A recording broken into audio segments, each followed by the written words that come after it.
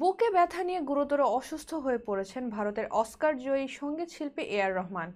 রোববার সকালে চেন্নাইয়ের একটি বেসরকারি হাসপাতালে তাকে ভর্তি করানো হয়। সেখানে শিল্পীকে প্রাথমিক পরীক্ষা নিরীক্ষা করেন চিকিৎসকের একটি দল। বিস্তারিত শাহিদা আহমদ জান্নাতের ডেস্ক রিপোর্টে।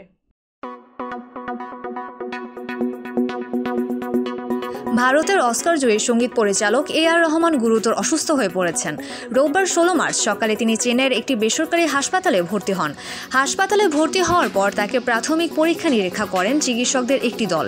জানা গেছে, রহমানের বুকের ব্যথা বেড়ে যাওয়ার কারণে সকালে 7:30 নাগাদ তাকে জরুরি বিভাগে নিয়ে আসা হয়।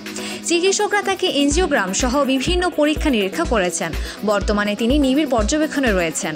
ভারতীয় গণমাধ্যমের খবর অনুযায়ী চেন্নাইয়ের গ্রিমস রোডের একটি হাসপাতালে এ.আর রহমানের এনজিওগ্রাম করা হয়েছে। চিকিৎসকরা জানিয়েছেন আপাতত তার শারীরিক অবস্থা স্থিতিশীল, তবে নিবিড় পর্যবেক্ষণে রাখা হয়েছে।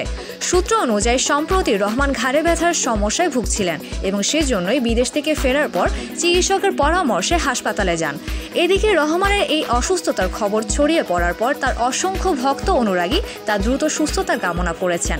সামাজিক মাধ্যমে তার ভক্তরা আশাবাদী যে খুব শীঘ্রই তিনি সুস্থ হয়ে উঠবেন। এ.আর রহমানের ব্যক্তিগত জীবনে কিছু সময় আগে একটি বড় ঘটনা ঘটেছিল। গত বছর প্রকাশ্যে আসে রহমান এবং তার স্ত্রী সায়রা বানুর বিবাহ বিচ্ছেদের খবর। টানা 29 বছরের দাম্পত্য জীবন শেষে তাদের সম্পর্কের ইতি ঘটে। এই বিচ্ছেদ একসময় বিশেষভাবে আলোচিত হয় এবং তাদের অনুরাগীদের জন্য এটি ছিল একটি হৃদয় বিদারক ঘটনা।